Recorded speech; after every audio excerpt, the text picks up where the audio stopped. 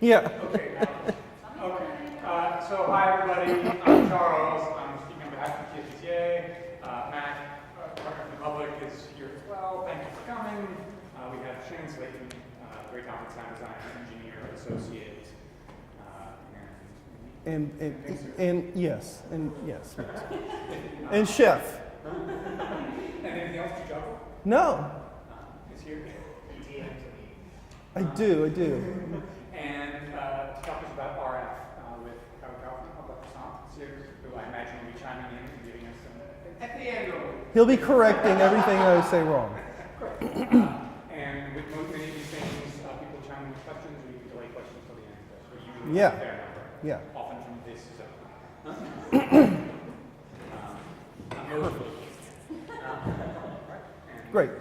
Well, I encourage questions, and I'm going to talk about the most boring subject in the world and try not to be boring about it. And I'm going to explain things, even if you understand it. I'm just going to go as if like you know nothing about Intermod, and you'll accept that I may be over-explaining at times. So, I've got this thing, and I can push this button, and that happens. So we're going to talk about RF coordination. Now, what is intermodulation, and why do we care? Let's see. Simply put, it's two frequencies that combine to create a phantom frequency or intermod problem, right? So the idea, the way I like to explain it is, think of a pool of water, okay? And you have two rocks. And you drop a rock, hits the water, and you see the ripples go out, right? That's our frequency going out into the world to be louder. And then we've got another rock. If we drop both of them at the same time, they hit the water, their waves go out, and then they intersect with each other. And where they intersect, what would happen? You have another wave that gets created, right? That's essentially an intermodulated frequency. Now, this wave goes out, and it intersects again, right? And then another little waves go out. That's more intermod, okay? So there's different orders of it, which we'll get to, but that's basically what we're talking about here, is how these two frequencies collide and create a baby frequency. What? And then we cry, yeah. And it can cause unwanted bursts of noise in our sound system, which is nothing we want. So what does intermod look like? Well, this is two transmitter intermod, meaning we have two transmitters, our two rocks, and they are combining together. So our carrier frequency is what we would call the frequency this is on is our carrier frequency, okay? And when these combine, just like with my rock analogy, you get that wave that goes out, and that's a third order wave. You see that? So the frequency that's created is third order, and then we get a fifth order, which would be that where it intersects again, and we get the next one. And where those intersect, we get a seventh order, and then a ninth order, and then an 11th, and it keeps going on. Now, what we care about mostly is third order, because as you can see, they're losing power, right? So once you're at fifth order, seventh and ninth order, there's no chance it's going to be anything to bother your system, because in order for the intermod to be dangerous to us, it has to be a certain level of power, or it won't be picked up in our system. So then we have the good old 3-transmitter intermod, which is very important in theater and very overlooked. So in this, we have 3 carrier waves. And we'll get to the math later, so it's just the look of it. But the 3 carrier waves are doing the same thing. And you can see that these 3 are combining to make this, and these are combining to make this and this, right? So they're all over the place. And in theater, we mostly care about 2-transmitter and 3-transmitter third order intermod, because that's the highest power intermod frequencies that are created. And we deal with a lot of, like, our lead actors wearing 2 mics, right? So right there, we've got 2 transmitter intermod. Our female lead's wearing 2, our male lead's wearing 2. They go to sing a love song. We've got 4 packs right beside each other, and we've got, I don't know, 3 or 4 combinations of 3 transmitter intermod. Does that make sense? So, moving on from that. And then there is digital, which I'll show later, but this is what I love. So we have intermod, and then we have asymmetrical intermod. That really impresses the ladies at parties when you drop that little nugget. So asymmetrical intermod is, so if we have a digital frequency, like if I go back, and if this carrier frequency is digital, what ends up happening is we only create intermod on the analog side. So these wouldn't get created. Does that make sense? Wait, sorry, say that again? Okay. So in normal intermod, and we'll talk math later, but basically, I'll get into the math a little bit now. So 2 transmitter 3 order would be 2 times F1 minus F2. Okay? So if we think this is 3 and this is 4, so we've got 6 minus 4 equals 2. Okay, simple math. So this is frequent, this is 2.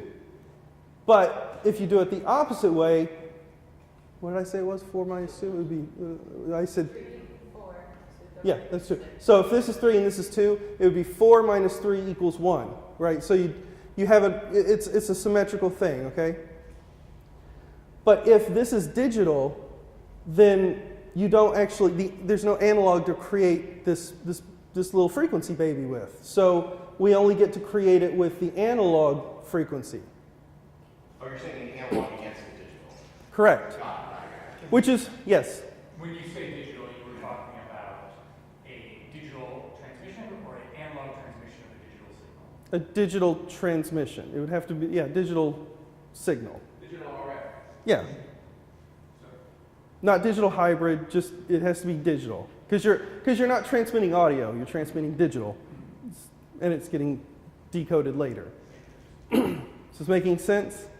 So and this is becoming a bit of an issue because we have digital comm, we have digital wireless on the handheld side, but analog on the pack side, and all of a sudden, and I can tell you right now, Wireless Workbench does not do asymmetrical intermod, and I don't think IAS does either.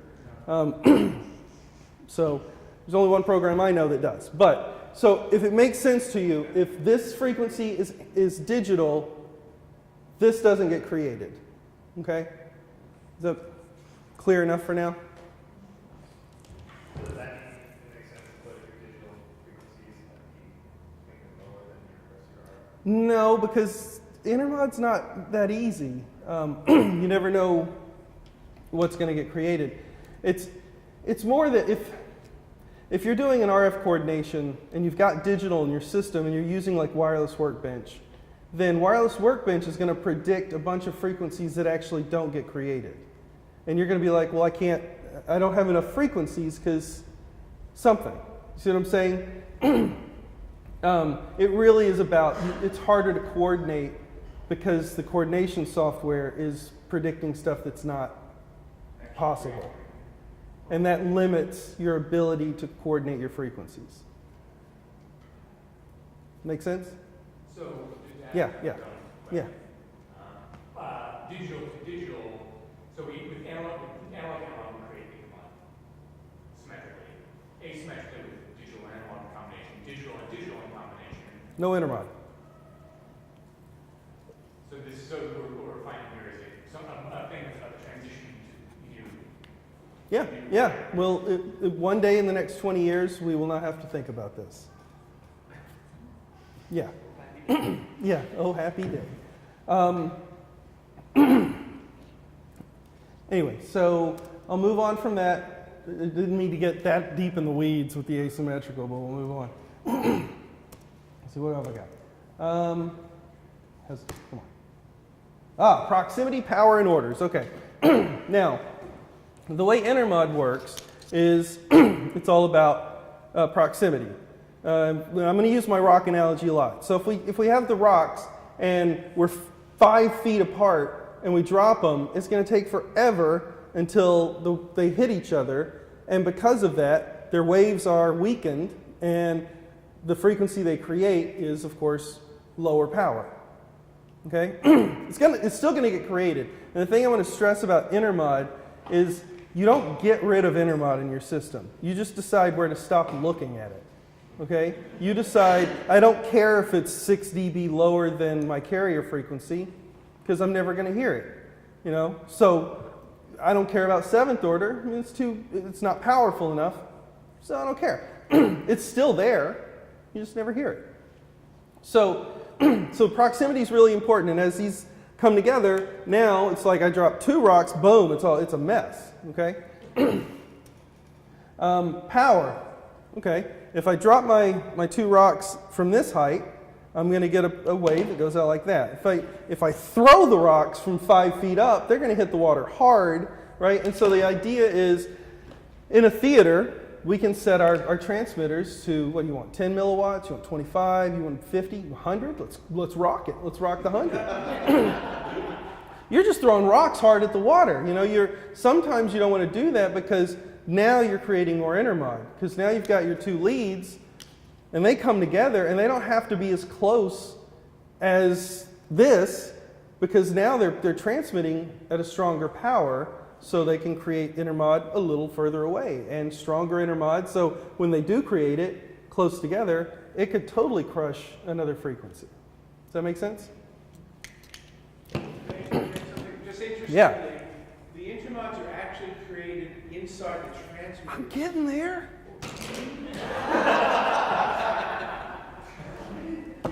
Okay, I buried the lead intentionally on that, but. And then we have orders, which we talked about before. We have our 3rd order, our 5th order, our 7th order, and blah, blah, blah. No one should ever test in theater for 3 transmitter 5th order, because you will never find a frequency. The reason is because give me 20 transmitters, and that's, I don't know, 5 million calculations. You know, it's just like, it's not going to happen. So this is what proximity looks like. So this is from 8 feet apart. These 2 carrier frequencies, they're little baby. It's not very powerful. But we get at 4 feet, they're growing. At 1 foot, and now, see, we have 3rd order, and that's it. Now we've got 3rd order and a 5th order's coming up, and now they're on top of each other. This is probably 3 dB below the carrier frequency, and that's now our 5th order is coming up strong. Make sense? Can Yeah. I ask a question that I feel like I've never understood? Why do we only worry about odd number intermod? What If you know the math, it makes sense. Okay, when we get to the math, it'll... Yeah, I'll come back to that, because I think I'm doing the math in just a second. But before we do, what does intermod sound like? This is Cabaret, which I did at Studio 54, and I got my frequencies from the shop, and I'll show you this later. When I get frequencies from the shop, I like to see, hey, how'd they do? And I type them in, and I look at it, and I was like, we may have some problems here. And I called the shop. I won't name any names, but Vern said, look, everything's fine, and you're going to be okay. And I said, well, I'm hearing some noise in my system, and I did the math, and what I predict in my software is 2 frequencies are going to cause this noise, and it does. And your software is saying it won't. So what do we do with that information? And he didn't believe me, so let's see what intermod sounds like. Here we go. Hear that? That's the sound of intermod. Oh, it's good. What? Yeah, exactly. Yeah, and that's an important thing to know, because I'll hear people, they'll hear like a static burst in the system sometimes, and they're like, well, that's intermod. I'm like, that's not what intermod sounds like unless it's really bad. So it's like, that's, so anyway, that's what we're listening for. That's partially what it would sound like when it gets in your system. Yeah, I know. Thank you. Okay, intermod is math. Simple math. What do we got here? We use simple math to predict this. It's just a lot of math. So, two transmitter third order calculation is 2 times F1, F1 is frequency 1, minus F2, frequency 2. Simple. Now, if you have 20 transmitters you're doing, it's, I don't know, a couple hundred calculations. So if I have a pack that's at 534, another pack that's at 535, so it's 534 times 2 minus 535 equals the little intermod frequency of 533. Okay? Now, this is not a problem unless you have a transmitter in your system that's set to 533. Right? Because you would never hear it. Make sense? This might be a stupid question, I don't know. You say frequency 1 times 2 minus frequency 2. What is, from the two frequencies, how do you decide which one's 1 and which one's 2? Perfect question. You have to go through every iteration of it. Got it. So they're both F1 and they're both F2 at some point. So that's your simple calculation. Now, Alex, for you, your question about even number. Why don't we care about the even orders? Second order would be F1 minus F2. So you're dropping. You're basically at 0. Below wherever. Exactly. So 534 minus 535 would be negative 1. That's pretty much 1. And it's the same with every order, because if you do the math, you're always you're either at 0 or you're so far out of it, it's not important. Okay, then we've got two transmitter fifth order. And this gets fun. 3 times F1 minus 2 times F2. Pretty simple. But we've seen that it's not as powerful. We don't have to care as much because now we went from probably 800 calculations to several thousand if we did both of those with just a small RF system. And then we go into 3 transmitters. So 3 transmitter third order is F1 plus F2 minus F3. Not hard unless you do it 20,000 times. The fun part is Howard and I sat here and figured out how to program some intermod problems with Excel. You just type numbers into the calculation and you know what to do. Now, 3 transmitter intermod at the 5th order, there's different versions. You have 3 times F1 minus F2 minus F3, and the order comes from the multiplier, right? So I've done a multiplier of 3, multiplier of 3, multiplier of 1, multiplier of 1, 3 plus 1 plus 1 is 5th order. And the same over here, it's 5th order because it's multiplier of 3, multiplier of 2. Does that make sense? And once we get to 3 transmitter 5th order, forget about it. Like everything is bad. Absolutely everything in the spectrum. It kind of makes me mad when I'll hear people say, well, I tested my system for those. And I'm like, no, you didn't. There's no possible way you did. You're right. Thank you. Thank you. I'm waiting for Howard to say, no, you're wrong. Okay. Math is cool, and I'm bringing out L. Woods to prove it. So this is another time I was mixing Legally Blonde, and I'm mixing one night, and we had this moment in Act 2, and I heard this noise, and it was like that noise you heard, except much more aggressive and very brief. And Elle Woods was singing, and I had her mic up, and all of a sudden you hear this kind of sound, and I knew it wasn't a static hit. I knew something was off with it, And stage management called me out. They're like, it's going in the report. You need to have a work call tomorrow. We need to figure this out. They were on it. And I was like, great, no problem. So I called the shop and I told them we needed to come, needed to come down. And I won't name any names on this, but Bill came down the next morning and he helped me go through the RF system. And I told him off the bat, I was like, all right, look, you're not going to believe me, but I think this was an intermod problem. And he's like, well, that doesn't make any sense. The show's been open for a year. How would we have never heard the intermod problem? The beauty of intermod is you would only hear it in rare occasions, right? You have to, things have to line up just right. You have to have the right fader up to hear it. It could be happening for a year. You wouldn't know. And I said, well, I did the math on some stuff and I found some frequencies that looked like they could be a problem with L's backup mic. And that night, her main mic had died.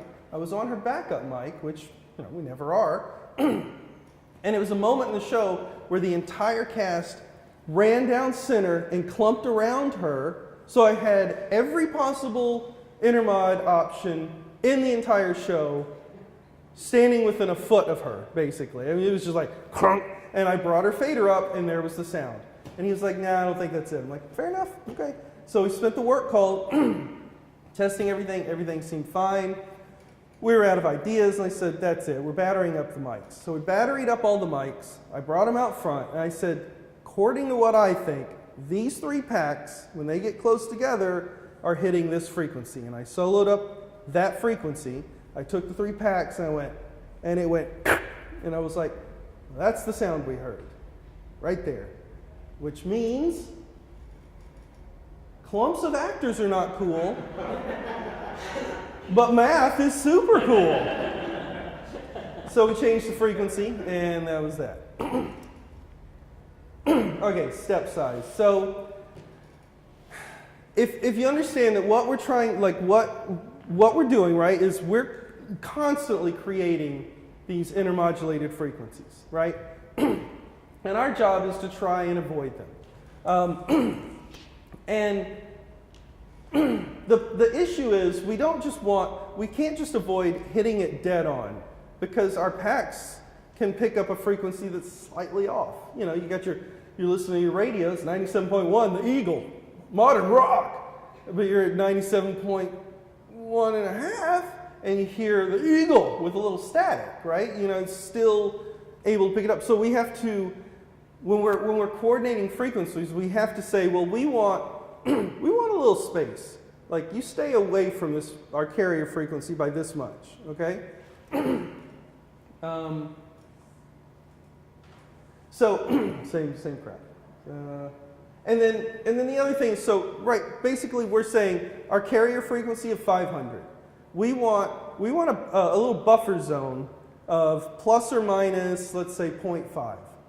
Okay? So we're not going, when we coordinate frequencies, we don't want any frequencies between 499.5 and 500.5. Okay? At the 3rd order, because that's the most powerful. When we go down to 5th order, remember it's losing power, so we can feel comfortable opening up that buffer a little bit and thinking, well, you could be a little further away, right? I'm sorry, I'm saying it backwards. You have a really wide buffer for your carrier, and as you go up to 5th order, you can shrink that down because it would have to be closer to the actual frequency. Get to 7th order, pretty much you're going to have to hit it dead on for it to even possibly be a problem. And you understand why, right? Because this intermodulated frequency has to be a frequency you're using in the system, and it has to be strong enough to overpower the current frequency, or at least strong enough to give a good fight. So you hear both of them at the same time, right? And that's why sometimes you can hear 2 people talking on one channel, and then you hear that sound as well, and you're like, what is going on? Like, it's because you're hearing both frequencies in one. That's the example. I already did it. Now see, here's, just so you understand it, 535.02 times 2, with our little buffer around it of 0.025. So 535.02 times 2 minus 534 equals 532.98. You sunk my battleship. Okay, now we're going to talk about transmitter intermod. You like that joke? It's good, right? It was an old school joke. So there's different types of intermod. Okay, what I mean is how they're created. We're going to get to what he talked about now. We have transmitter intermod. Okay, transmitter intermod is when you have two packs that are close together. The frequency of this pack goes in the antenna here, gets into this pack, bangs into this frequency and creates its intermodulated frequency, and then transmits both back to the receiver. And two receivers, actually. Does that make sense? So this is transmitter intermod. It's all about our proximity. And this is what we in theater care about because we've got 35 of these wandering the stage. I'm close, I'm not. I'm close, I'm not. I'm close, right? So this is what we care about, transmitter intermod. Yes? Does it only do it in the transmitters, or does it also combine in the free field?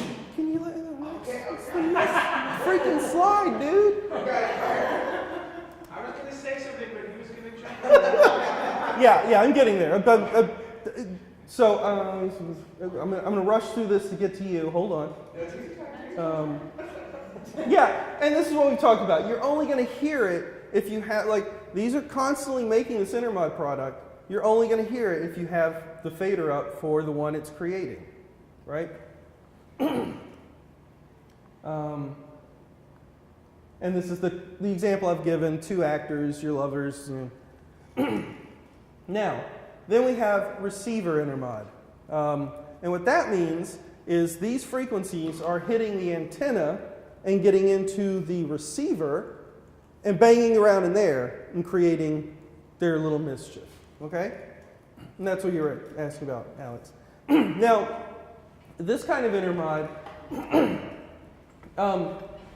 this is what a lot of the RF coordination software used to be, or still most of it is because it's written by ham radio people. You can probably back me up on this. It's people, yeah, it's people, it's radio stations, it's people who with lots of money who care that their radio antenna is not getting smacked by some other radio antenna. So what they care about is receiver intermod. They're not walking their giant 97.1 antenna around town and banging into another antenna. So this requires an antenna getting hit with a lot of power from a frequency, okay? And we aren't transmitting a lot of power. It's another reason why you have to be careful of setting to 100 milliwatts because now you're sending more powerful signal which could overpower the antenna. And in kind, if you boost your antennas too much, you're going to start picking up more crap in the air than you really want to. Good story on hair. No, what was the show? Anyway, on some show, I think it was hair, we were installing an antenna distro. You know, the one with the big knob that everyone has, and it goes Z through 0 or 1 to 10, and no one knows what the hell it does. It's just like, oh, the shop left it on 5, so let's just leave it on 5. You call the shop, they're like, I don't know what it does either. We just put it on 5. It's amplifying your signal, right? And we had one, and we had two, and they were chained in line. I was like, does this make any sense? I was told this is the way they wanted it. The RF department set it up. This is it. Put it in. We put it in. We turned it on, and right away it was like a samba channel on the radio playing on all frequencies. No, couldn't get rid of it. We were like picking up signals from who knows where.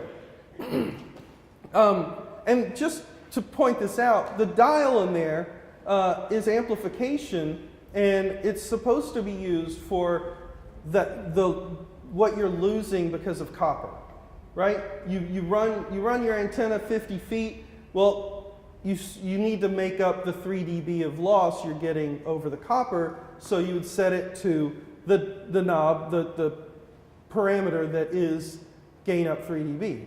If you have, I usually put an antenna on each side of the stage, so one's a 50-foot cable, another's 150 foot, and so I set the dial for that and one antenna differently than the other to match the gain. Does that make sense? Yeah. Can you talk about why that's important?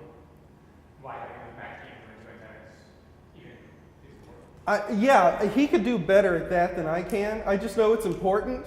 I don't, that math is a little beyond me, but I know, like, I mean, you want, Well, it's not so much about that. Yeah, We're talking it's not. about diversity receivers, and they usually work best when both sides Or equal. of that equation are getting similar signals Yeah. most of the time.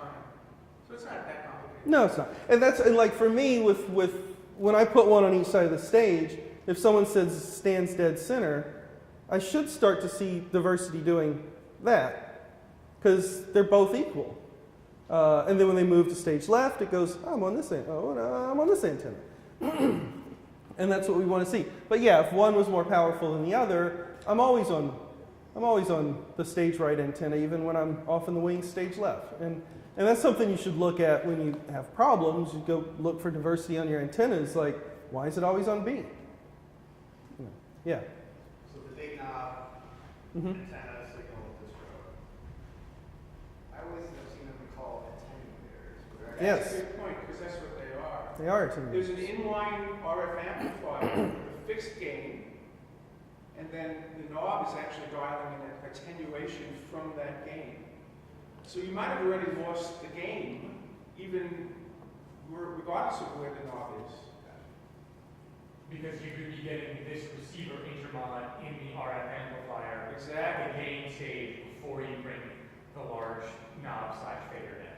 Yes. It's My something pet, weird. yeah, my pet peeve with people, not so much in our community in New York, we're very experienced here, but some of the theaters around the country where it's a little less experienced, they'll put amplified antennas. I'm not talking about in a rack, in a distro amplifier, but an RF amplifier built into an antenna, and right there you've lost the gain. Because sometimes the antennas are pretty close to the actors, and with all of that gain there, you're getting incredible intermods at that little amplifier right in the antenna itself. So personally, I've solved many, many theater problems and other kinds of installations just by removing the amplified antenna and replacing it with a passive antenna. The only reason to use an amplified antenna is to make up for long coax cable loss. You can't increase the range with an amp like that.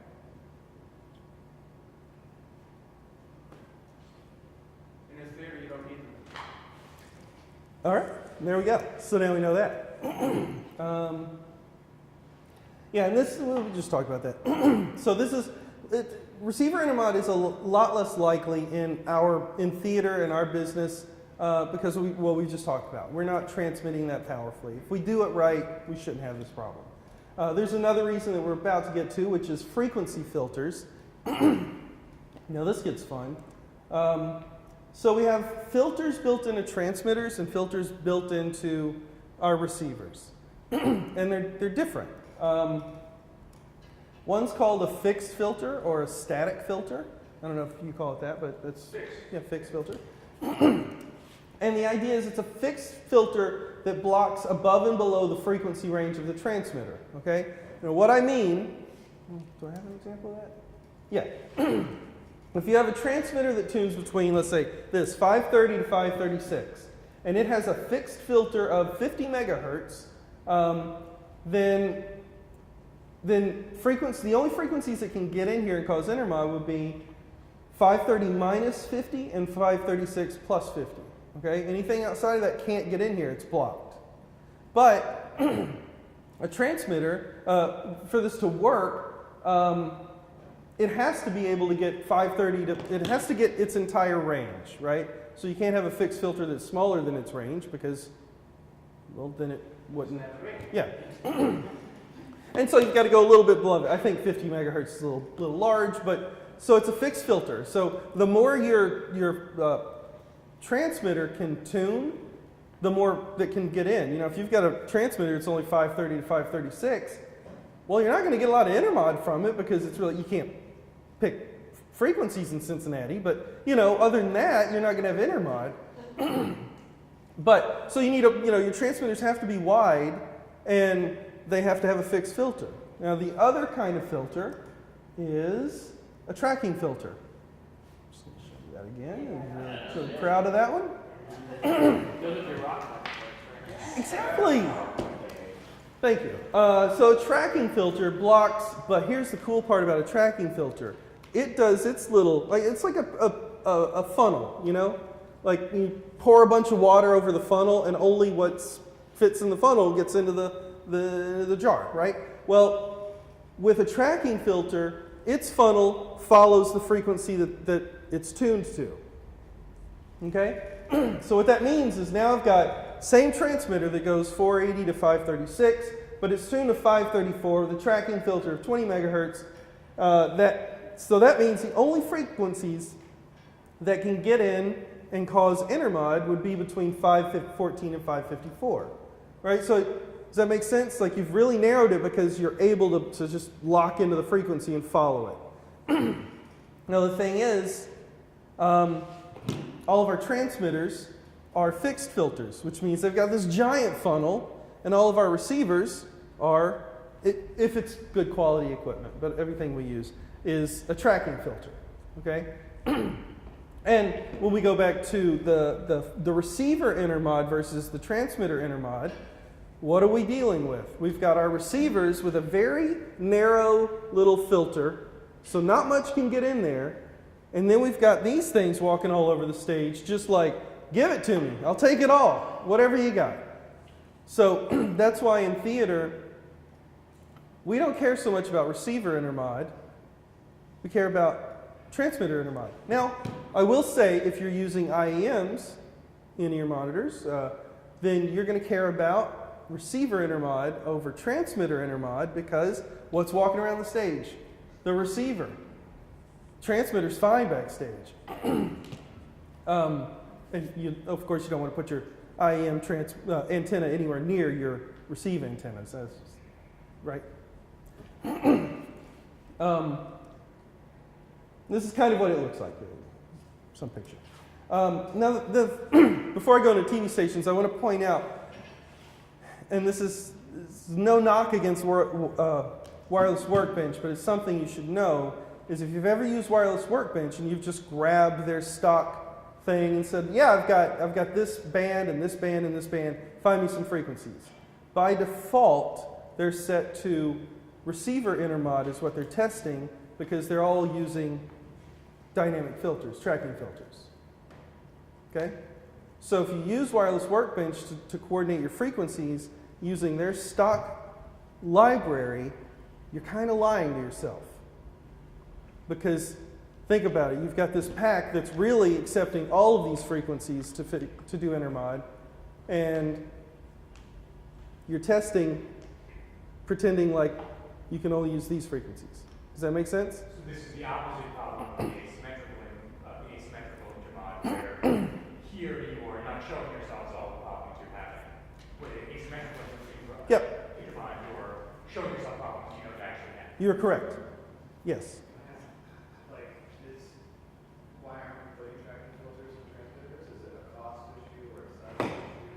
It's a size issue.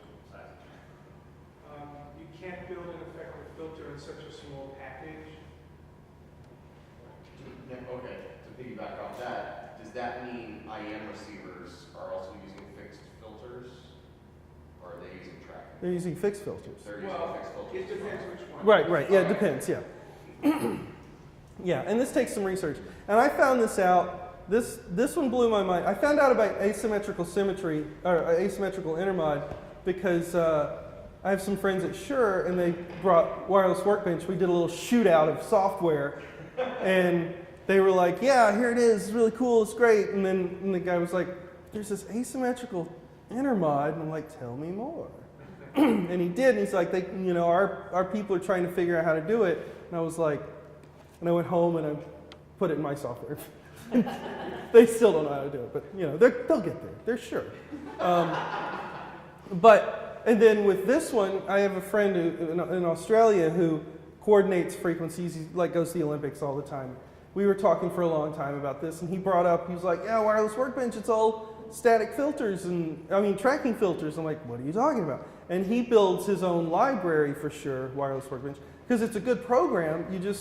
You have to build your own custom libraries if you really want it to be functional for theater. Does that make sense? Yeah? It's a little bit ironic with the Shaw program. The Shaw was one of the first companies to have digital wireless, but they didn't really change wireless workbench to kind of go over there. Yeah. You said their stock setup is measuring receiver intermod. Does that imply that there's a way to have it work with the transmitter intermod? Yeah, you have to create your own custom. Okay. You can load your own custom Yeah. blocks, you can do wireless. I think it's a text file, or you can do it in a text file and upload it. Text editor. Yeah. It's just dumb text. Yeah, It's fine, it's it is. But if you have a friend in Australia, he can just send you the file.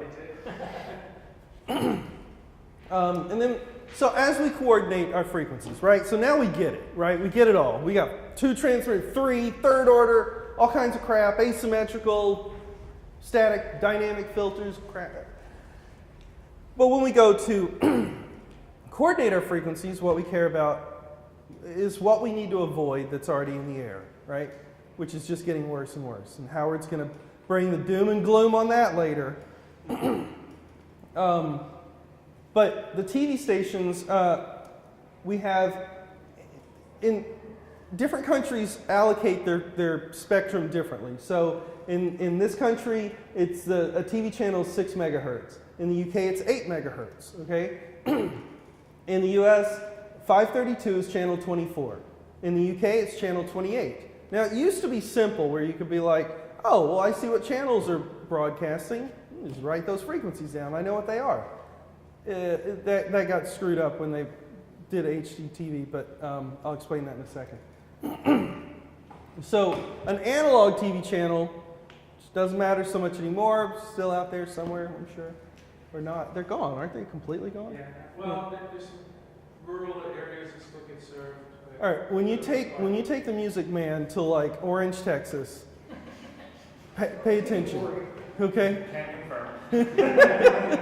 confirm. All right. So, and then a digital is, an analog is 3 carrier waves. Like the government says it has, we are this 6 megahertz block, but you're actually only 3 carrier waves inside there. Your audio, your video, and your chroma, okay? Now, a digital channel is just a solid block of crap.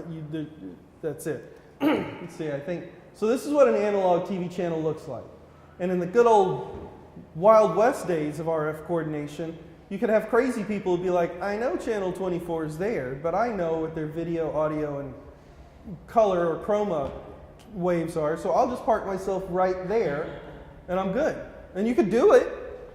Kind of taking chances, but you could do it. Yeah. And this is what a digital channel looks like. No chance. Nothing. And then you care about, thank you. Then you care about the theaters that are nearby, right? We all know that. You need a list of theaters, what they're broadcasting. And, when you coordinate frequencies, you want to say, well, here are the TV channels we're near. Here are the frequencies next door. Now find me frequencies, right? That's kind of the process of coordinating frequencies. And avoid them. What does it mean to coordinate frequencies? I think I've already answered that. Yeah. It means to avoid TV channels and floating frequencies in the air. It means select the frequencies that lower your chance of intermod product noise being heard during your show. This is the thing that kills me is when people are like, yeah, I don't have any intermod in my show. I'm like, yeah, you do. You just don't hear it. That's what, and this is something that drives me nuts about all the other programs out there. I wrote one, so I'm biased, but something that drives me nuts is they give you this feeling that it's all good, man. we did the math, you're good to go. But like I just said, with wireless workbench, maybe not, you know, and with IAS, they've got some things that I'm not so sure about. But to me, I'm like, no, you're managing the intermod that's created. Like, it's important for you to know you can't get rid of it, you can just avoid it. And I'll show you what I mean later. Is it necessary? Well, yeah. But the reason I started doing this is because I was on tour, and if I had noise in my show, my option was to call the shop the next day. And I thought, well, that's great, but the 2,000 people here tonight aren't going to come back tomorrow to see if I got it right. And, you know, so I got to the point where I was like, I don't want to depend on someone else somewhere in another city to help me through this. Like, I need to understand it on my own. Whereas, you know, so I've spent a lot of time with this for that reason, because I come at it from a mixer standpoint, you know. Yeah, I'll get to that later. Yeah, this one kills me. The Shure wireless workbench. I need more frequencies. You know that button? Do they still have it? Yeah. Well, I did. Huh? Like the more cowbell. Yeah, and I'll show you what it's doing in a minute. But it drives me nuts. I'm like, well, I just push the more frequencies button and I'm all good now. Well, why didn't it just do that before? What's the difference? Does anyone even know? I'm assuming it's letting more fit order things creep in. You're on it. You're on the track. Here's what it's doing in the background, and what makes me mad is it's not just being honest. Yeah. It's saying, my carrier wave is here, and I want a plus or minus 2 megahertz, right? Stay out of here. More frequencies? I don't know, plus 1. So that's all it's doing, is it's shrinking in the filter, and like I said, you choose where to stop paying attention, where to stop caring about what's created. And so all that's doing is saying, we're gonna care more, you know, and I don't think it's fair, because you have no insight into what they've now decided is allowed in your system. They're just saying it's all good, you're fine. Yeah. You keep mentioning the carrier wave and the space around it. Yeah. Why is it to preserve the space around the carrier frequency? The same thing is, like if you listen to the radio and you're slightly off the frequency, you're still going to hear it. It's going to be staticky, but it's there. Because your receiver, as great as it is, if something is coming in, and the manufacturers all give you this range, if the frequency is too close to the carrier frequency, even though it's not on top of it, it can still interfere and cause noise. The thing you heard earlier, that wasn't a dead hit. If it was a dead hit, it would have been a little bit stronger. It's called adjacent channel rejection, and if you're slightly off, if you're very slightly off, it's likely to be as if it was right on.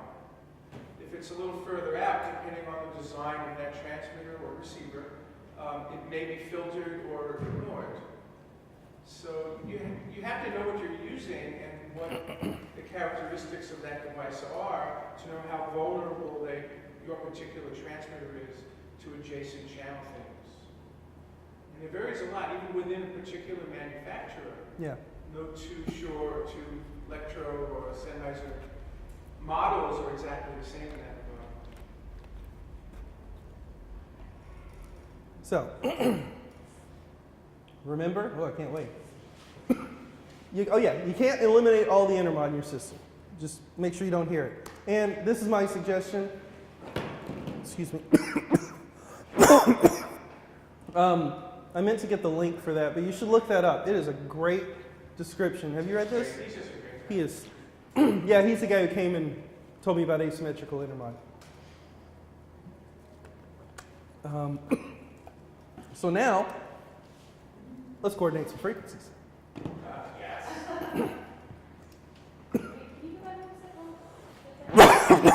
Yeah, there it is. Oh, that. There's not any more water in here, is there? That's okay. Oh, sure, okay. Thanks. Charles, what we do? You can stay and No, Howard knows all this crap. Let's see, what do I have? This is boring. This I've already said. You know, to do it, you're going to create a show. You're going to add your TV stations, add the frequencies nearby, tell whatever system you're using, this is what I have, and set your test parameters, and you're going to run a test, and you analyze the results. And move to a new city. So, let me see if I can do this next part. Yes, it is. He should sell it. Okay, so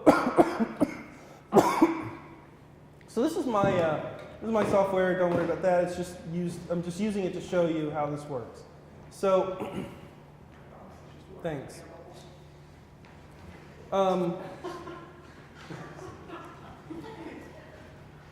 So I have a test right now set up with these frequencies, okay, and it's telling me what TV channels they are. That's kind of fun, and it's set to 2 transmitter third order frequencies. That's what we're looking for. Now, cut means like this frequency is turned off, basically. I'm going to turn it on, and what's in red is, or what is that, pink, salmon? Is this, what color is this? Whatever color this is. This is showing you there's potential intermod, and I call it potential because, again, it may not matter in your system. You may not hear it. But here's your problems. And if I click one, it shows you in red what's interacting together, right? And if I click the plus sign, it actually says these 2 frequencies create this frequency, which is conflicting with this. Okay? I like this because now I have some information. Now I can say, okay, that's great and all, but I'm in Orange, Texas. I can't change these frequencies. I have to use them. Fine, no problem. I'm going to put this frequency on the ensemble member who's got 1 scene in the show. I've just eliminated my intermod problems, right? I knew about it. And this is what drives me nuts about other things, is like, if you just tell me what's going on, I'll manage the problems, because I may not have another choice. I may not be able, more frequencies. Oh, it works. You know, like, so that's my two transmitter third order problem. Now, I can, like I said, other intermod exists. It's just where do I want to look? So now I'm going to look at 2 transmitter and 3 transmitter third order. I've got more problems, right? But I could look at this, and what I do with the show a lot of times when I'm assigning frequencies to people is I can say, okay, for all my leads, I care about that. Okay, I want them to be as clean as possible, right? When I get to, you know, some ensemble members, I can be like, you know, let's kick it down a little bit because they're not on stage that much, not in group numbers. You see what I'm saying? So now, see, look at this. I've got more frequencies and less intermod. I've got the same thing. Except... Is this RF Guru? Oh yeah, this is RF Guru. This is a program I wrote. Yes, it only works on a Windows computer.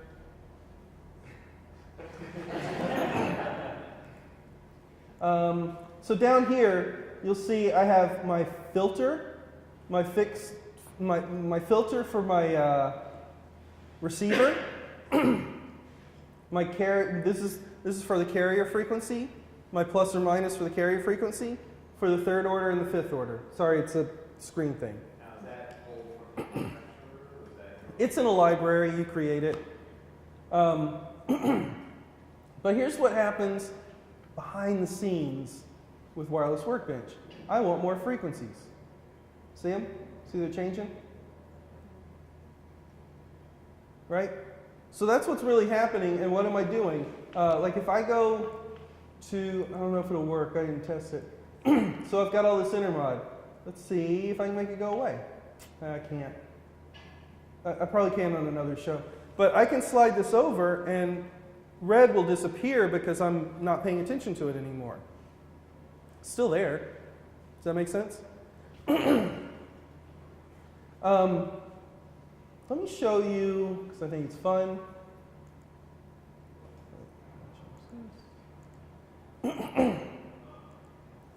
Here's cabaret. Now you've seen, now this is cabaret, these are the frequencies I got from the shop. And with my software, first thing I do is I just type every frequency in as an intermod test, just test it, see what it looks like. And from this, that is clean. We see no salmon, no pink, no red, right? Clean. Settings are 2 transmitter third. Let's see what happens when we go up to 3 transmitter. Oh no, this is not good at all in any way. And yeah, so this is what I got.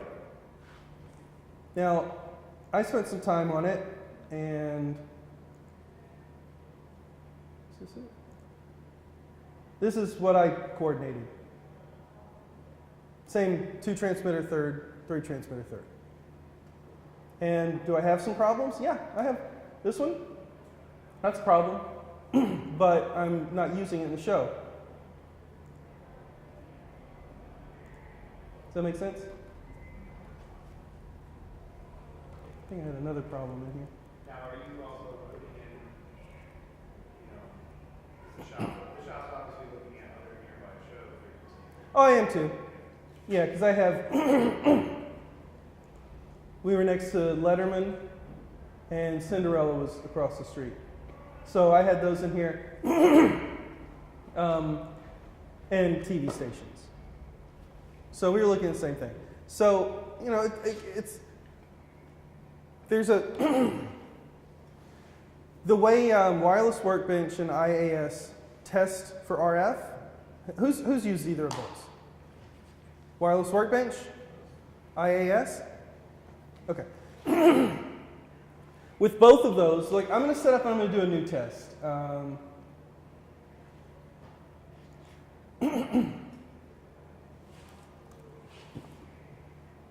I'm not going to do TV or anything. I'm going to do... So I have a library of stuff, and I'm going to grab some junk and throw it in here. So this is kind of like what you do with IAS or Wireless Workbench, right? You say, I've got these 3 bands, and I need 4 of these, 3 of these, and 2 of these, right? And then you click the button, and it says, oh, that didn't work, more frequencies, or it'll say, try them in a different order. That sometimes works, right? Have you seen that in Wireless Workbench? You've never seen that? Try them in a different order. Yeah. Wow. Have they taken that out? No, that can happen. The way they do the Yeah. math can the result, the order of the math. So what Wireless Workbench does in IAS is, what they do is they go, okay, here's the first thing in the list, and you needed 4. Great, we got them. We got 4. This one, you need 3. Great, we got 3. This one, yeah, we don't have any. Because they're going in order, okay?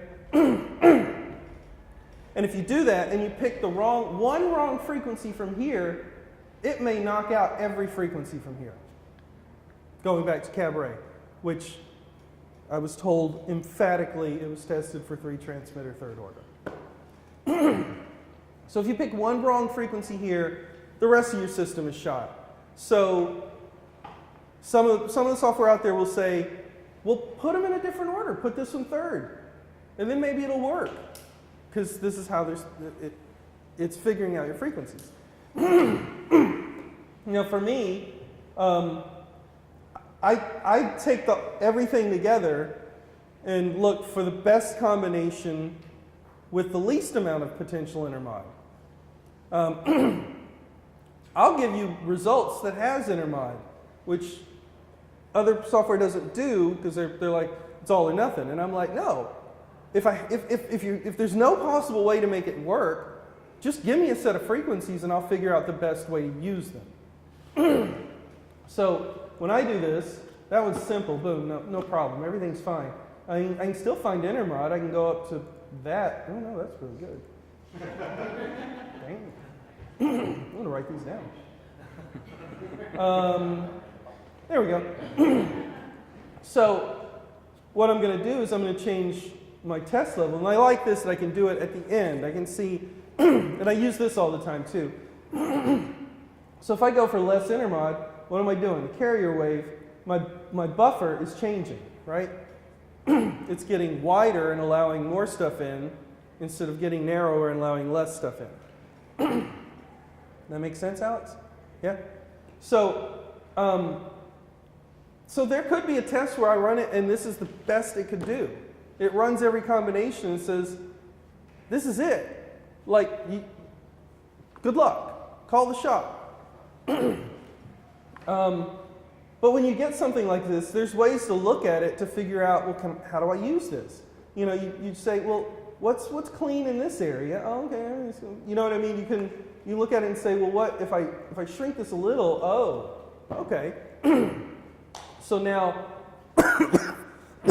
these frequencies have less potential intermod, so that's better for my leads, right? So there's just ways to use this information, and then those are all great.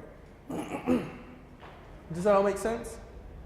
And then, you know, when you're done, you get to do the pretty stuff and put in your pictures and print your labels and all that crap. But that's not important. Now, if I'm doing my new city, I can go. I can go here and I can bring in frequencies I don't like. I can just type them in. I can also use this, and I can scan the area and grab frequencies over a certain power level and drop them in here and say, just stay away from these. I can go into TV channels, and I can search for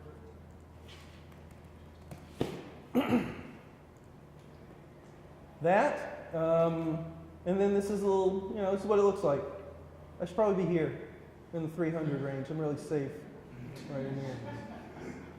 Can I interrupt you? Yeah. Hold up what exactly you would like. Yeah. I'd like to introduce the RF Explorer, made in China, near the plant where they make Trump's ties. This thing is great. It costs like under $200 for the basic one, like $250 for the full throttle. So it's a great thing. And you can get an adapter to plug it into your antenna distro. So it's seeing. Some optional Yeah. software for your computer and a nice display. Yeah, here I'll show you. This is RF scanner, written by the wonderful Carlton Gook. So I have these two packs that are on, and I can scan from here and tell it I care about anything over neg 60 or whatever, and it'll collect these frequencies, and then you can import them into RF Guru. So I'll start scanning, and because it's $200 device, it's not instant. It takes a second. So it's scrolling back through. So now I have 534.975 and 536, and we're pretty far apart. And that's what it looks like. Now these are really close. There's our 536-ish, and there's our 534-ish in there. Now if I bring these together,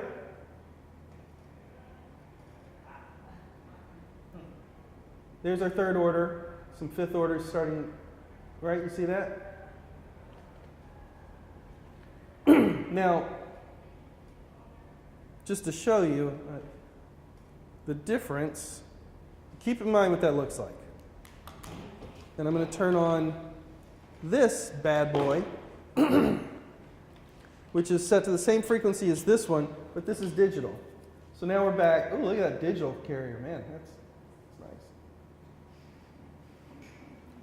Let it settle.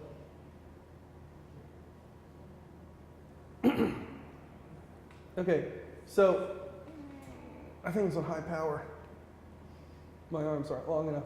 Okay, that's good enough for basic proximity apart. Now let's put these together.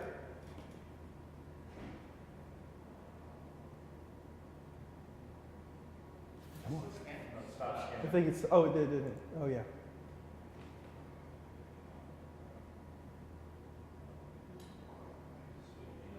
All right, so you see how it's asymmetrical? You see how right? It's clean over here, it's clean.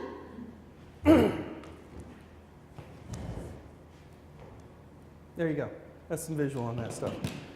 So the adapter, you plug it into the antenna side, and then see what your antenna's picking up theoretically, the intermod at the antenna. You plug it in, post, and then the distro, see the, Well, I mean, you're either going to use this antenna or the one that your system's actually using.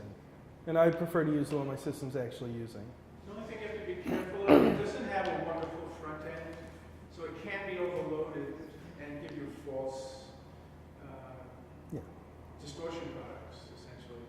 Yeah, you can tell it's not the highest. I mean, based on the earlier pictures I showed of third order, they're very clear. But those cost a lot more. Thousands. Yeah. They also sell a takeaway for the front end. Yeah. So, I don't know. I think I'm out. I'm done. There must be questions. Yeah. And this may go way too deep into the math. Oh, hit me. Well, no, you might not. Well, I might not want to be hit. But it's what. So my understanding is that an analog carrier, by sort of the frequency modulation, it's based off of the central frequency, but it is modulating around that a certain amount, which is part of. Correct me when I'm wrong here. Which is part of why analog signals have sort of a wider bandwidth. Yeah, I actually have a slide of that. Okay. and so Somewhere. my other understanding is that digital is a much smaller bandwidth. No, it's not. No. Okay. No. So why is it asymmetrical? It's asymmetrical because there's no analog to combine with. It's a digital signal. So in an FM carrier, the energy is very concentrated at the center, even though it does deviate. Yeah. But a digital signal is very spread out, so the amount of power at a particular frequency is a small fraction of the total power. But also, I think, to your point, think about this. Yeah. This frequency is getting in here and banging up and creating another frequency, right? Yeah. What's the only analog noise? This. This is a digital signal that has to be decoded somewhere. So it can't, there's nothing on this side to create. And that's where I don't hear the intermod on the digital side. I guess I'm just not understanding how it will only cause harmonics on one side or the like on the below it or above it. That's what I guess I'm not fully getting. Can you explain it better? I can't explain that. Okay. I can show it to you. You want me to show it to you again? I totally believe you. Yeah, yeah. Just like I like my brain is trying to, because at some point, like yes, it's a digital signal versus an analog signal. Yeah. But at some point, they're both signals, and like why would they? I don't know. I It's a just. great question. Yeah. Would probably. Tim could tell you. Yeah. Okay. I could tell him how to calculate for it. He can tell you what it is. Okay. Yeah, it's wild. Yeah, it's crazy. In your calculations are accrued, you just not do the other half. Well, I'll show you. Yes. So when you put something in, you can mark that this is a digital system, and now it's only going to create the intermod products on the analog side. Can you walk us through making a custom, like let's say a manufacturer, how do you find it's obviously you can open the device up and see the range of the device. Yeah, but then you have to go. How do you know? You would really have to call the manufacturer and hope to get to a pretty high-level engineer to ask the question, what parameters should I input into my wireless workbench or IAS or whatever to get the optimal results, the most truthful calculations. And that's going to be a hard thing to find. So you guess. Well, we can look at other models Mhm. from the same manufacturer that are similar to get an idea of where they set it for those models and copy some of those parameters. That's what I tend to do. And I guess my other question is dealing with a lead actor who has IEM and double line rig and he's trying to arrange these packs on their body the best way. Does these antennas help? One antenna's up, one antenna's down, one antenna's Well, yeah, but Up and down don't matter. Yeah. but You know, 90 but- degrees matters. Yeah. but good luck with that. No, Sutton, you have to wear it this way. It doesn't fit my dress that way. You know, so good luck with that. It also kind of makes me think of when you're worried about when transmitters get very close together, if you know how the seams are blocked and how the actors approach Mhm. each other, you could choose to put the transmitters on the actors Yeah. on the opposite sides of their body compared to where they stand Yeah. together, rather than the sides that would come right on top of each other. And it's true, and I've done that in shows before. It's like, let's move it to somewhere else because we're still having trouble. Just another thing to point out, like in this software, if this is an IEM, then I would tell it this is an IEM because I don't need to. The IEM, if they're like this, they're not creating intermod products together because this is a transmitter, this is a receiver. It's not the same. So as long as it's not infringing on that, Carrier. what your buffer range is. Exactly. Okay. Yeah, and that's another thing when you're using software, you have to make sure it can do that. Like, you can't just treat everything like it's creating intermod, because this is not creating intermod, it's an IEM. Yeah. With IEMs, if coincidence of the transmitter is a problem, then why is it a benefit to us to combine antennas for IEM systems? Aren't we making intermod produced by those systems much worse?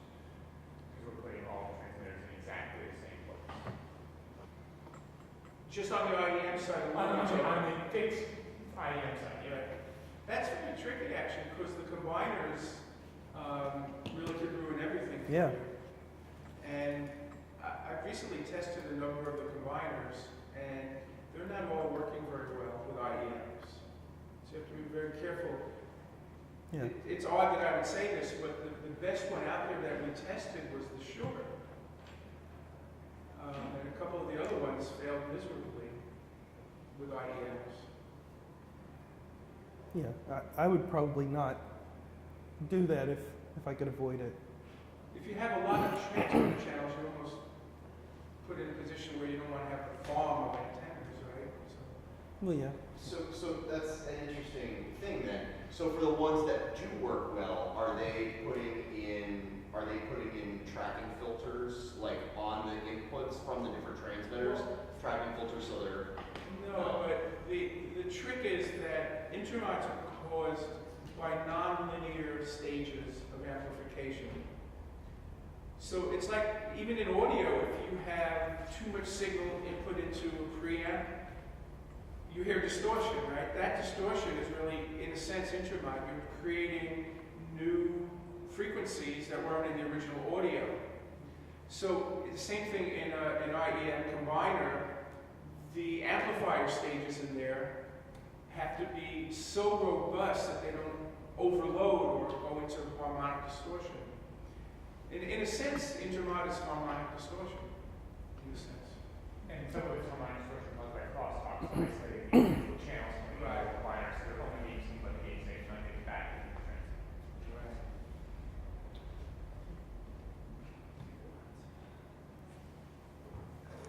Next. Anyone else? Actually, that was good, thank you, because we, on an unnamed show that I worked on where we had tiny actors who had two transmitters and an IEM, that we were puzzle piecing them onto her, and eventually one of the mass folks came out and was like, you know what, we kept getting stepped on by public safety. Mm-hmm. Like Mhm. ambulances going by and would step on her very Why were you in the public safety area? This was at Schubert. No, I mean frequency-wise. 'Cause those are. I don't remember when he came in. He sat for 12 hours one day, and he They saw. made a course of Intermod. Yeah, they were On causing that. Intermod causing her IEM to drop out. Oh yeah. And we fixed that because it was some specific precincts in the Midtown area that was stepping on it. But then there was a whole other thing with the IEMs, and we ended up taking her IEMs out of the combiner that were used for like our wireless speakers. Right. And I never quite understood like why does that make a difference. So that was Right. thank you for that answer. The other thing you can think about is if you're choosing frequencies for your IEMs and wireless mics, keep the IEMs in one range as high or far away from the wireless mic frequencies as you can, because then there's less chance that the filtering will include the other one. So if you could keep your IEMs like 600 to 608 and the mics 470 to 530, that gap helps prevent any problems. Can't always do it, but Yeah. the other thing I wanted to kind of just talk about a little bit is that having this with you all the time, I find tremendously helpful, because you can never really predict for a particular theater how much of the outside TV signal is getting into the structure, and you can never really guess exactly how much microphone signals from the theater over there is getting into this theater. The only way to know that is to really do a spectrum analysis. And then you have a starting point for what you have to be worried about and avoid. Now, if you're outdoors, if you're in a festival that's outdoors, good luck. I mean, it's Wild West. Which kind of segues. Yeah. I don't know what And the last thing I want to say about that, just quickly while you do that, is with the frequencies next door, they're never going to be causing intermod with your system because they're too far away. Exactly. But digital DTV stations, there might be a tower just down the street. I mean, if you're downtown, the World Trade Center tower could be significantly close. Even a great, design building with a lot of concrete and steel, you might still have a problem with those signals. Yeah. So, distance away from the towers really matters for those kind of DTV signals. Have you found that certain materials for costumes and things like that help with preventing interruption? Because I was thinking. Chainmail, mostly. You never hear You never hear the answer. I had an accurate Swarovski crystal Swarovski. Tomato, tomato. They had a fringe skirt made out of these crystals. Wow. And the mic pack was on their thigh. Or not, sorry, IM pack was on their thigh. Wow. And as they twirled, they would have their IM cut. And we didn't know it. And so, because, we'd be like, oh, my IM cut it now. There's no way to know Yeah, that you because they're created a little Verity cage there. Yeah. So I'm just wondering, like, can we design mic packs? I mean, obviously anything metallic is huge, a huge problem. But it's not only costuming, it's set pieces. When you're placing antennas, it's lighting grids and lighting instruments can be problems.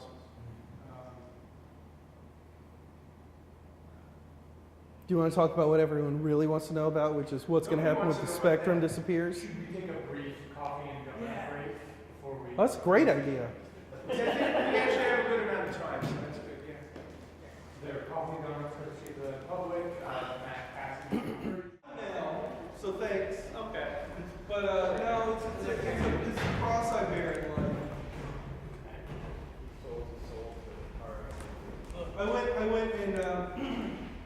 went to an ENT. I'm like, Doc, 20 years. I just go, it's just, what's the deal? My mic is. Oh, there's a mic on the camera too. I was kidding, it's okay. And he's like, yeah, there's nothing wrong with this. That's great. You misspelled my company. It's okay. It's plural. There's more than one electrosonic in the world, so it's electrosonics. I only care about the one. Oh, yeah. No, before we get too silly, and the only thing I wanted to add to tonight was a little update on the spectrum. And you've probably sat through or seen some presentations and are somewhat up to date, but one of the newest things that's happening that not everybody's totally aware of is that T-Mobile, who bought most of the 600 spectrum in most markets, decided that they wanted to capitalize on that spectrum as soon as possible, rather than waiting for the phased transition that the FCC originally proposed. And they got to work to see where it might be possible to move stations more quickly than originally proposed by the FCC. And moving stations around is very tricky, because if a station in one city moves to a new frequency before another city clears that frequency, there may be people in a zone that aren't going to get their TV properly, because two stations will be fighting on the same frequency, co-channel. So it turns out there are a lot of instances where stations could be moved way ahead of the schedule the FCC originally proposed. And T-Mobile has been actually giving cash to stations to move more quickly, to help them pay for the new towers and the new antennas and the associated costs in moving. So in some cities that you might be designing for or working in, you might have thought, well, I have till July 2020 or sometime 2 or 3 years into the future. It turns out in some of those markets, the move is much sooner. And so one of the things that I believe we all have to consider is maybe we need to get our new frequencies in order before we thought we would have to. So originally we thought we had till July of 2020, and I think we have to think as if it's almost now. Like, act and move on it. If you're involved in a show that's running for the next year or two, before that year or two is up, it's probably going to be in the transition to the new frequencies. So what is that transition if you didn't follow too closely? We're losing everything above 608 megahertz. So we had up to 698 for quite a while, but we're losing everything above 608. In that spectrum from 608 to 698, there'll be two areas that are still open to wireless mics. There's a little guard band just above channel 37 where wireless mics can work, but it's only 2 megahertz. So it's not much. And then there's a much wider guard band, and that's around 653 to 663.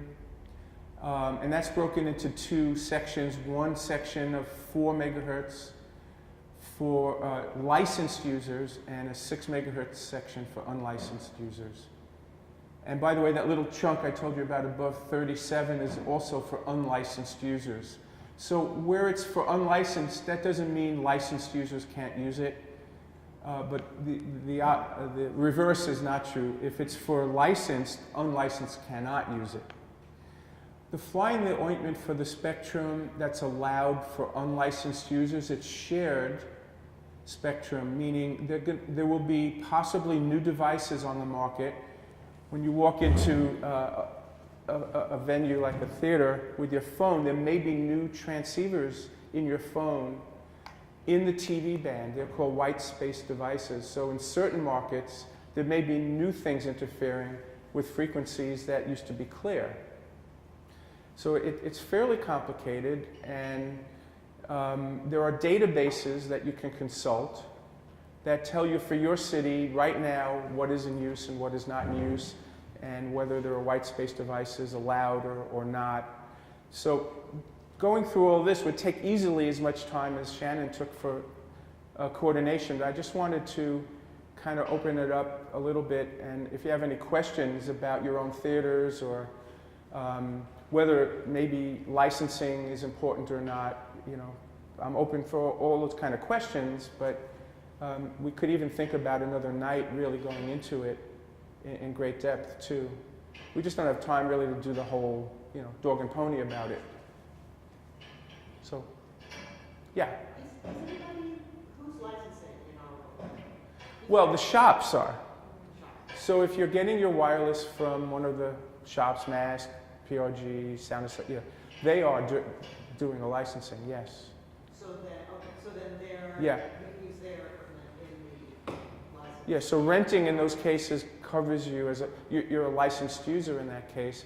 The great advantage of being licensed is the frequencies you're using can be registered in a database that prevents these new white space devices and theoretically unlicensed users of mics as well from using the same frequencies. So there's actually, it's called a white space database. Are all the shops licensing the frequencies per show, or are they The spectrum, the spectrum yes. internally per year, per 5 years? I believe it's, yeah, it's at least for a Are year. the shops all licensing the same frequencies?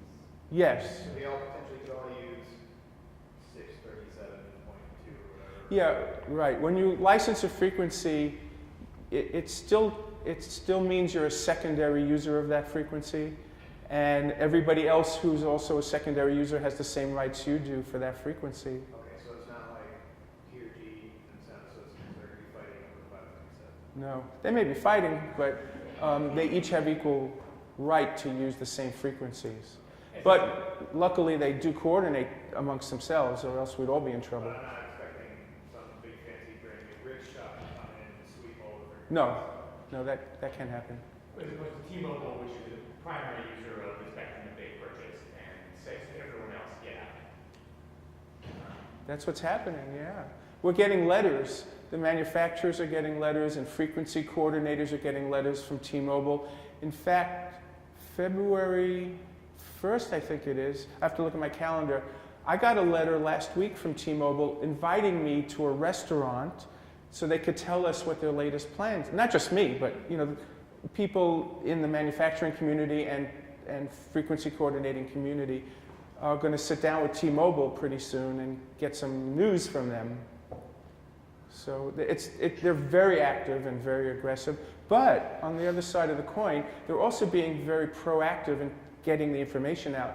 They're not just doing it and not telling anybody.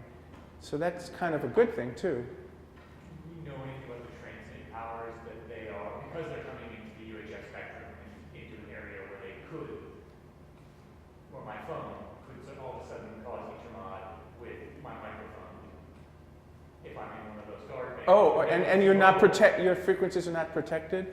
Yeah. Those generally would, first of all, in New York City, they really can't happen because of the way the rules are written. There's a certain amount of free, contiguous space that needs to exist for a white space device to be allowed even to transmit. But if you go to a less congested city, Milwaukee or Minneapolis, I'm not picking on M cities, but there may be enough spectrum that white space devices can, and generally, I believe there'll be 20 milliwatts. So more In powerful that- than many of our transmitters. Can be, and it could be disastrous for those channels that they're being used on. Is there, so if I'm designing a tour, right, let's say it's just a children's tour, it's just going to go elementary school, Wow, yeah. Normally in a situation like that, we'll say you need the city needs to rent the wireless frequency. We may bring like a rack of 6 channels with us, but like let's say if you need more, we'll say the city has to provide, the 6 channels or 8 channels or 12 channels. Is there a website that says like type in your zip code to see when you need to switch by? Yeah, so that there is a database that allows that, but only if you're licensed. So the city could probably be licensed. Right at the moment, the criteria is that you use more than 50 wireless microphones. So the shops do, obviously, so they qualify, but an individual school probably wouldn't. A university might. Yeah. But if they do and they are licensed, then they have the right to log into the database, type in the frequencies that they'll be operating on, and white space devices, which themselves... Do they ping the database? Yeah, these white space devices have to ping a server, so there'll be a device somewhere in the room or in the building that lets them know if it's okay to transmit. What it seems like is you're going to have to require that whoever rents the mics is a licensed dealer, right? Yeah, and frankly, this all depends on whether these type of devices actually do end up in people's pockets. Because there are no devices in pockets right now that do that. And because in many, many big cities, those wouldn't even work at all, there's some doubt, I have a personal doubt that these things will actually appear, but they are legal. And they can't, you know, if Samsung decides one day that it's a feature they want to add to their phones, we might see that happen. What I do see happening already, and it's more likely, is those type of devices can also be used for more industrial kind of things.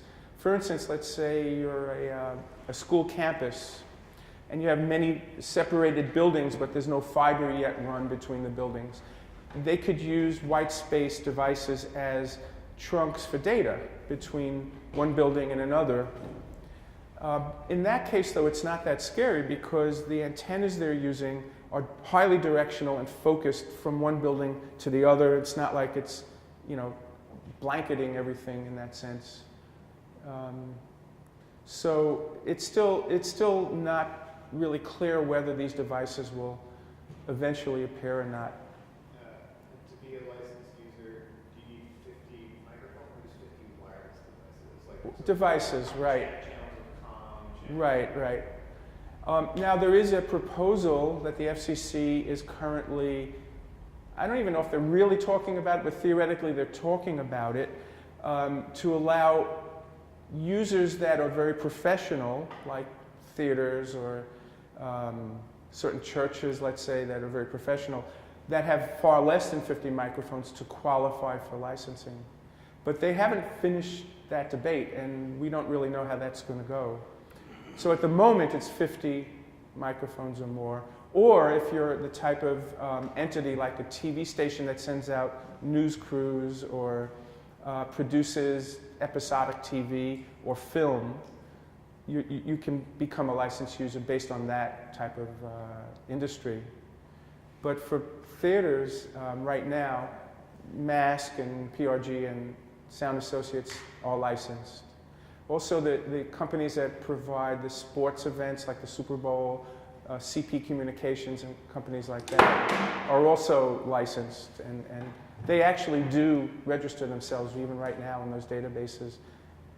There was a case last year in a football stadium where 1 week all the wireless worked and the next week it didn't. And the reason was they installed, in the interim, they installed white space device type transmitters so that the data could be sent to the sign. You know how the signs wrap around the video advertising and information? So the way that in that stadium, they bought a system that sends the data to each display on UHF television channels. And the coordinator of those frequencies, who theoretically is supposed to know about all of this, didn't know that, didn't register in the database, and in that game there were no wireless. It was all wiped out, the whole wireless stock of wireless video, wireless mics, intercoms, etc. It's crazy. It's a different sort of sound. What are the film and TV people who actually buy their own stuff and aren't renting? Have you heard any sort of plan for those who own? I mean, that's the case that's being debated at the FCC right now. And there's some hope that that will come out in their favor. But they're in trouble anyway because they're the ones that are out in the streets. You know, they don't have buildings surrounding them, and the DTV signals are many times stronger for them. So it's going to be extremely challenging for a lot of types of users.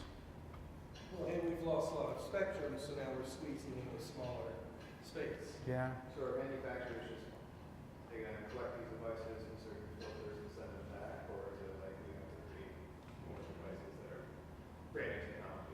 There'll be a lot of new technology, for one thing. There's also new frequency bands that you haven't dreamed of yet. I could tell you a couple of them. One of them will be 940 to 960 megahertz. There's a pretty big piece of spectrum at 1.4 gigahertz. He's making faces, but it's actually, that's a spectrum that's used on the Super Bowl often, 1.4 gig. And they have a big open field and no reflective surfaces.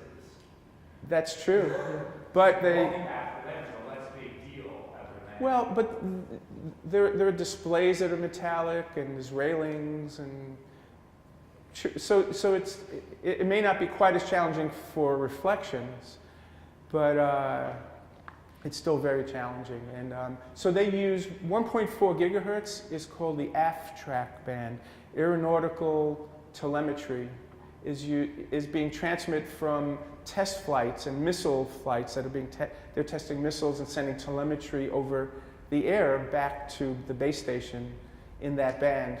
So they created an organization to monitor and dole out the frequencies, and now they've been directed to accommodate people who do special events if they requested in advance frequencies that they can use. So the Super Bowl has been doing that for quite a few years. So next time there's a ballistic missile headed towards Hawaii, there's a football game that requested the space, That's it. that message won't go through the phone. That's it.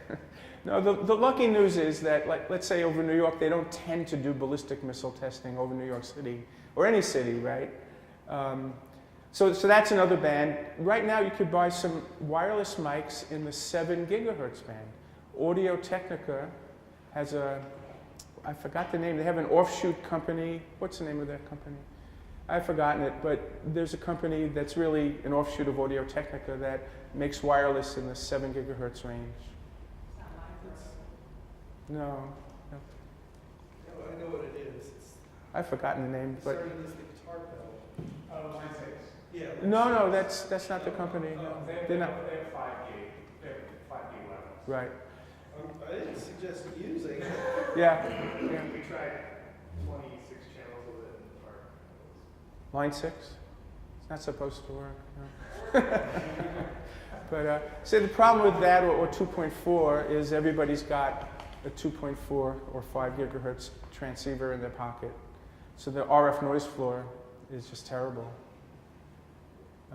So anyway, so it's going to be an interesting and challenging few years, but on the other side of it, there'll be new gear and there'll be new frequencies in use. Yes? Do we know what the T-Mobile transition time is for New York? I think that's what we're going to learn at this lunch. They already did succeed to move WNJU, I believe it is, a couple of months ago. So one of the stations are already moved. So it's coming, essentially. It's coming sooner than we think. And then if there are spaces that have their own wireless that is in the range that is getting taken out, do those just need to get rid of what they have and buy new gear, or do the manufacturers can readjust their gear to So it match? depends on how old it is and which brand it is, but for instance, Shure and Sennheiser have buyback programs if you want to buy some new gear. I know Electrosonics has a trade-in program, but also what we call reblocking. So you could change from one frequency range to another. But that's pretty expensive to do. It saves about 50% over a new purchase. So it's going to happen though, and it's painful. And if you think back just a few years, it was 2010 that we lost the 700 megahertz range. And people were in that exact position. That gear was either thrown out or somehow modified. And only a few years later, it's happening again. So it's painful. And the federal government, unfortunately, didn't consider us as users, in the plan. They put a lot of money away for the stations that have to move to new channels, They get paid for the costs of moving to new towers and new antennas, but not us. So that was sort of doomy and gloomy. I'm sorry, but knowing is better than not knowing, and walking in one day and wondering why everything is kind of screwed up. 608 and above. So, theaters that are very remote, let's say 3 stories, 5 stories down in the basement, that, I mean, they could potentially not be affected as well. Well, they can potentially still work, but not legally. Yeah, I'm sure there's some children's theaters out there Yeah. somewhere running in the 700s. Oh, there's tons of people still using 700 stuff. Some Ironically, churches out yeah. The irony of the 700 megahertz band is much of it got auctioned off but not used. But that's not true. T-Mobile's a different story. They paid so much money that they are going to use it. And so it's a little bit different than the 700 megahertz band. And a little trivia with the FCC, like Station 24, that you could say was Channel 24 was 548 to 564 or whatever. Well, when we transferred over to HDTV, now that's no longer true. Now the FCC keeps a database of, they didn't want the channels to have to change and tell everyone now we're 36.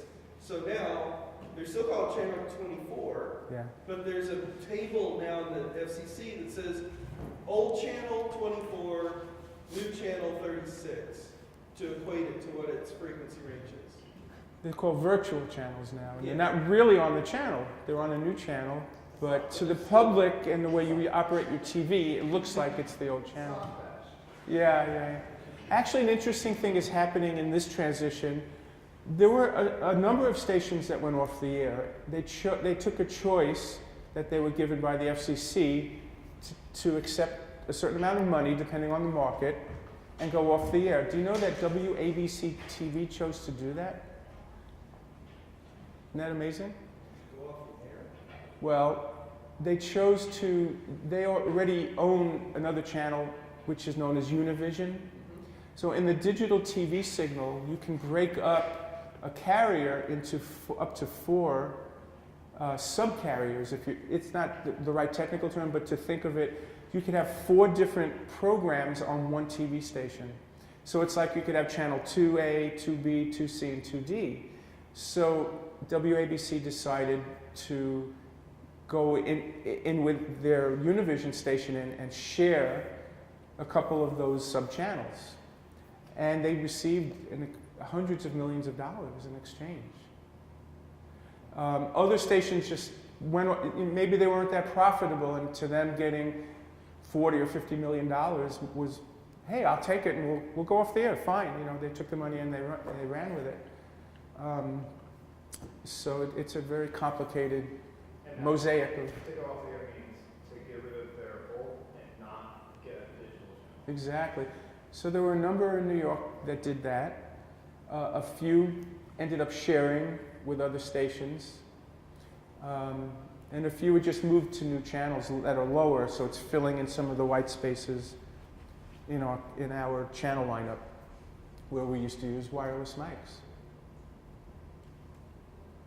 These new transmitters in the 940 megahertz range, do they even have antennas sticking out of them, or are they built into the pack? Like, just wondering.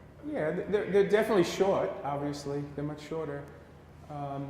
I think that range is more attractive to perhaps the news gathering community that sends out the crews in the street, for the talking head news, from on the scene news. But who knows, there may be communities where that becomes a great option for other types of users too.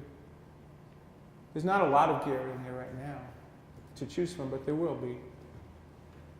There's also, in some cases, it might make sense to use the 902 to 928 band. If you're in a rural community, in a theater, that's a band that's unlicensed, so there's other kinds of things that could use it, like baby monitors, wireless baby monitors, and things, garage door, stuff that you wouldn't normally want to coexist with. But if you're in a theater or a church, that might be a useful band for you. There is gear in there. So as we get into a more compressed spectrum, and we're looking at having to do greater coordination, one of the things that makes it easier is transitioning to digital wireless, where we're not worried about intermodulation or coordination, but rather just missing ourselves. So it allows us to be denser as we move to digital transmission. Right. Even if we move partially and leave our comms, we're still getting all the spectrum level. So Right. partial transition to digital will help us Yes. fit into the more condensed spectrum. Yes, and I think everybody's moving their wireless in that direction. The main consideration then becomes channel spacing between carriers in the digital world, and probably something in the neighborhood of 300 or 400 kilohertz spacing would be a safe, depending on the design and the particular model. So you could get a lot of channels, and the lower the power, the closer you could get.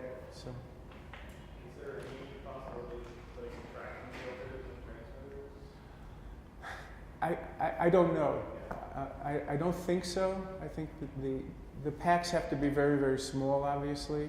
So filters that have any real usefulness have to be very sharp, and many stages and components have to be added to do that. And also, they have to handle power. So it's not like on a receiver where the antenna signals millivolts or a few hundred, microvolts. There's 20 milliwatts right there that you have to. So the components can't be tiny. They have to dissipate power and handle power.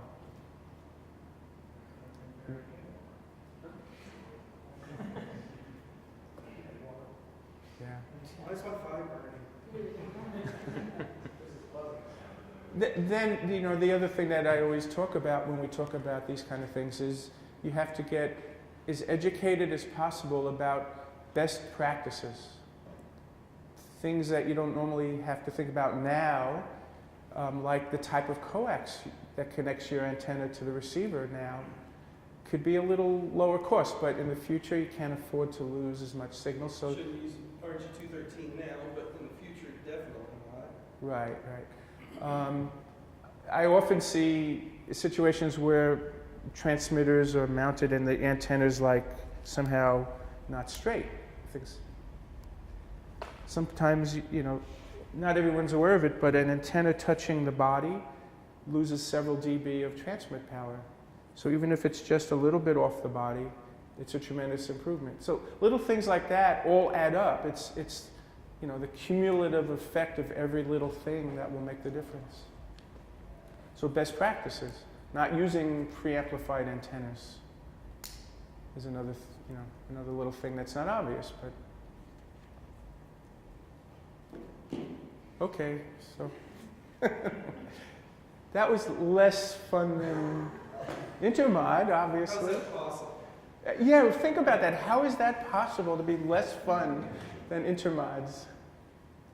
No, and really the intent wasn't to do a whole, big thing about it. Just mainly the T-Mobile thing is happening. That was the main message of what I hope to convey.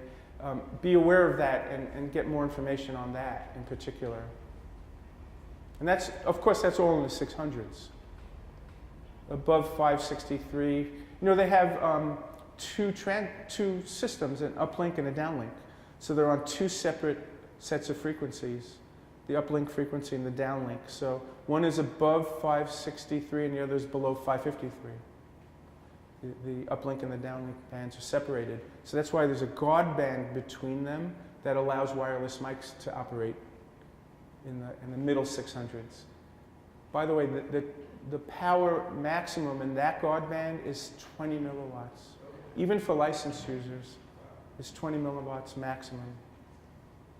There's so much detail, but sorry? In the future, that's what it will be. In the future, No, it's now. now is the future for all of that. The rules went into effect, yeah.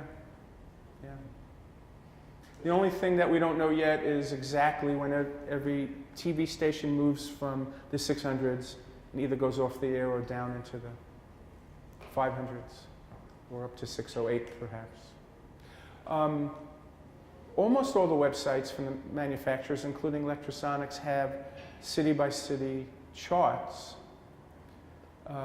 So you could look up where you are designing for or where you're operating right now, and you could see where it's going to end up. And with many of these things, our first experience of the problem isn't going to be the FCC coming to say you were illegally using a frequency. It's going to be your mic doesn't work today. And it worked yesterday?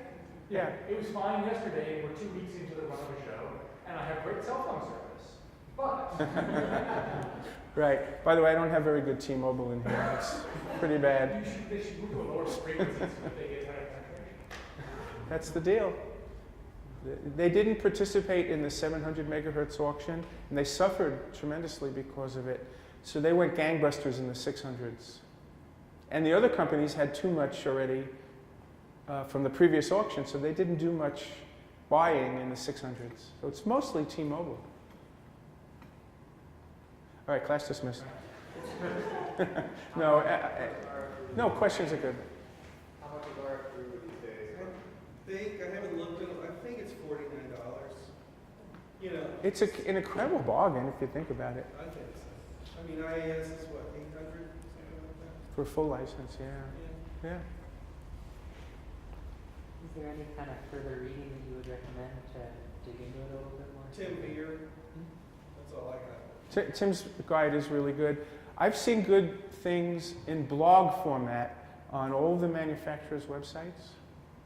So I would just go to Sennheiser and Shure and Electrosonics. And another one is WizzyCom. I don't know if you've ever heard of them, but they're not in the theater market yet, but they may be one day. But they're in the TV and broadcast market, so they have a lot of stuff related to that. Wizzy, W-I-S-Y-C-O-M, WizzyCom. And there's, another one is Zaxcom. You might have heard of Zaxcom. But I don't see much on their website. They might have something there. Okay. It's all good. All right, thanks. Thank you.